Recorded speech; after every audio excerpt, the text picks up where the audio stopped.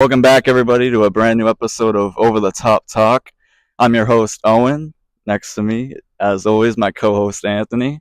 And joining us today is 20 and 0, 17 KOs from Weymouth, Mass. Frank the Tank. How are we doing today? Doing all right.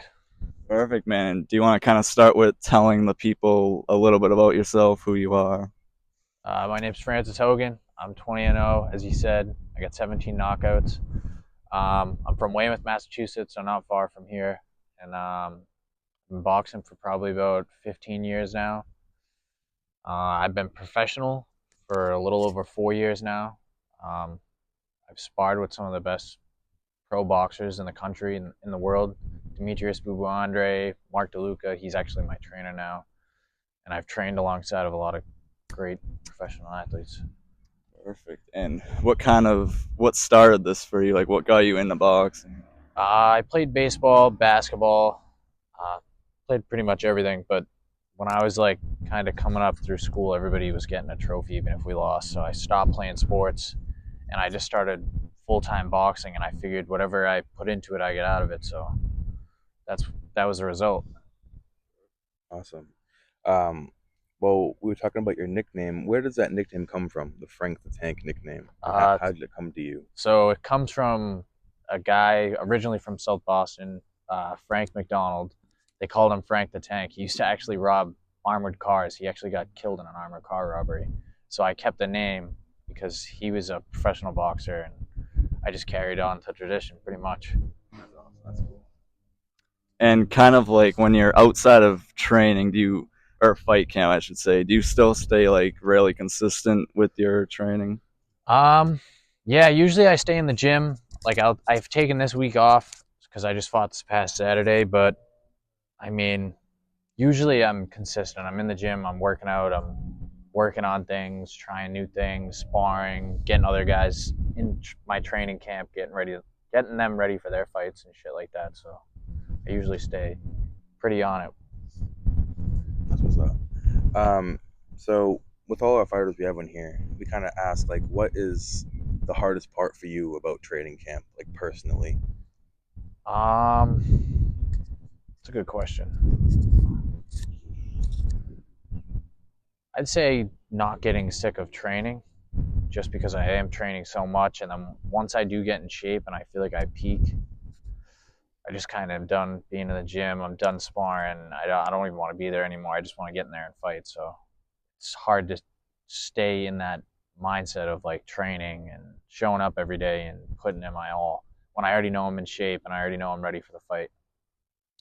Perfect. And are your like weight cuts hard for you? Are you 160? So I usually walk around at like close to 180, and So then I cut the 20 pounds to 160. It's difficult, but I've done it so many times now. I have it down to like kind of a science on how I have to do it. This past weigh-in, I actually weighed in dead on the money 160, so that was pretty good actually. Awesome. I know we touched on it, how we talk about the toughness of the training camps, but how would you say like you keep yourself motivated through it and not give up and not like say, is this all worth it? And you kind of push yourself through. Um, I've just been doing it for so long. I feel like I can't really quit on myself now. Um, yeah, I don't know. I just grind through it really. I mean, I've been through worse, been through setbacks with the boxing, been hurt, been physically not able to go and fight somewhere, or a fight gets canceled and then I'm down in the dumps. So I'm pretty good with keeping myself positive and motivated and staying in my own head and keep showing up every day to the gym. That's all I got to do. perfect. And when it gets closer to, the actual fight nights, how do you kind of handle those nerves that might come over you? To be honest, I don't really get nervous anymore. I've been in so many fights. I had 219 amateur fights, and I don't know. I just don't. Just like another day in the office to me, really. Awesome. So we were actually looking at your Instagram, and what was like the backstory behind your funky like weigh-in outfits that you wore?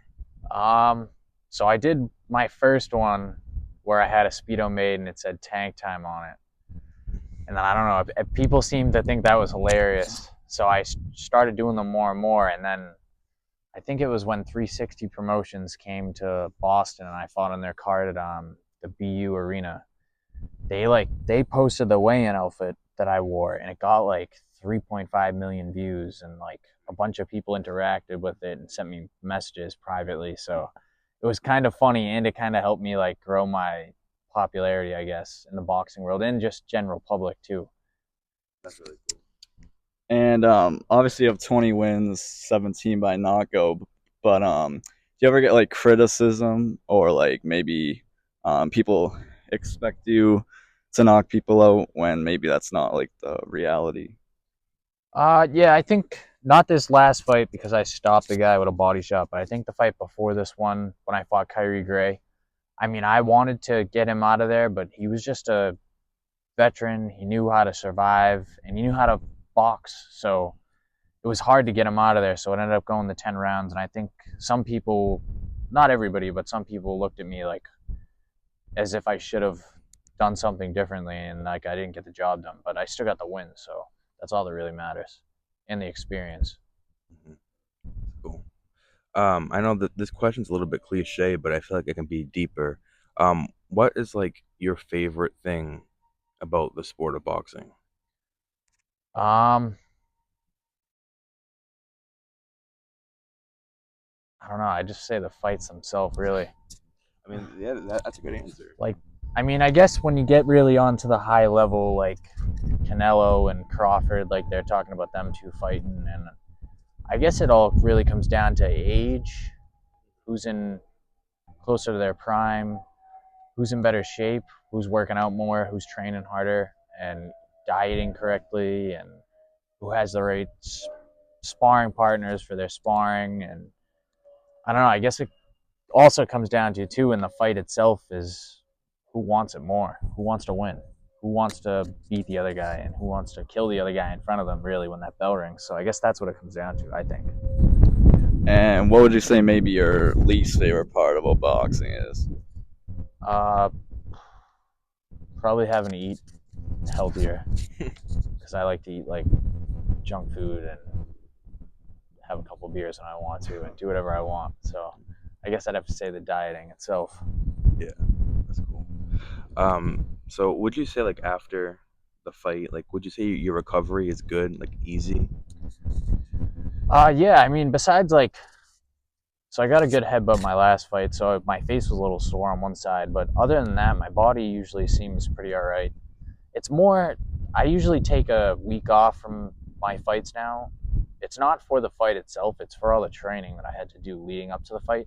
Because like halfway through training camp, my body just starts feeling like shit. Like my hands start to hurt, my legs, my back, and like a lot of people don't realize that. Like it's everybody takes off time after fights. It's usually because of the training camps prior to the fight itself.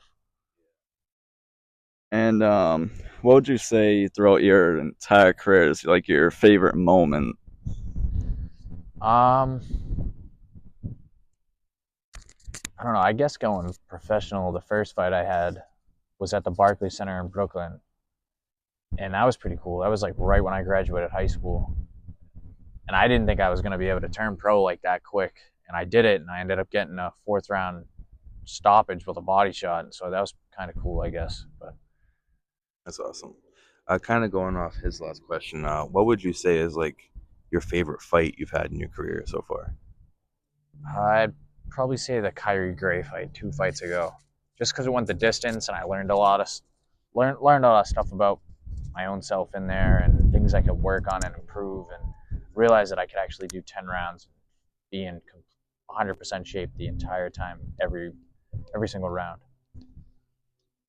And I know like throughout these fight camps, you know, you have to kind of spend time maybe away from work. I don't know if you work during fight camps or not, but do you work during fight camps? So I do work, yeah. I know a lot of people usually don't, but I don't know. I'd like to say I'm different. I work for Road Plates, and I'll work all the way up to the last week of cutting weight, and all the hard training is even over.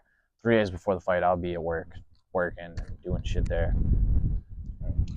And kind of where do you want to go from this point? Like, do you want to keep fighting locally, or do you want to fight like maybe in other states, other places? Um, yeah, that's a good question. A lot of people ask me that. I think a lot of people think that you make more money when you like travel, but I don't feel like that's the case. It all depends on really who you're getting in there and fighting. Um, so then my next fight, hopefully within the months coming. I mean, I'm already 20-0, and I don't plan on doing anything less than 8 or 10 rounder. So I don't know. There's a guy from Connecticut I'd like to fight that I called out actually at my last fight. Um, but I'd like to fight for a world title within at least the next 4 or 5 fights. That's my goal. Yeah. Well, those are all of our main questions for you.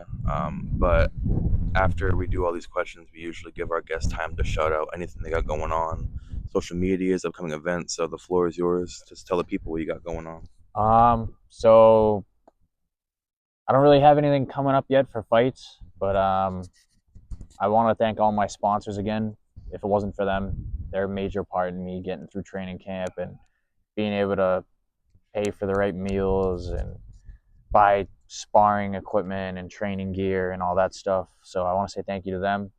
And I want to say thank you to all my fans for tuning in to everything I do, showing up to the fights, buying tickets, and even watching the live streams or whatever it is when the fights are held on TV or a broadcast network, because some people can't be there. But I appreciate all the support from everybody. And yeah, that's pretty much it, really.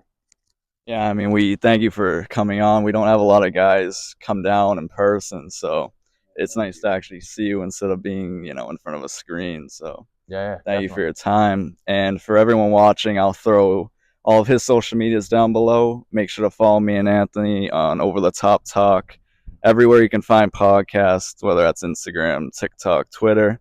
And we'll see you all in the next one. Thank you, everybody.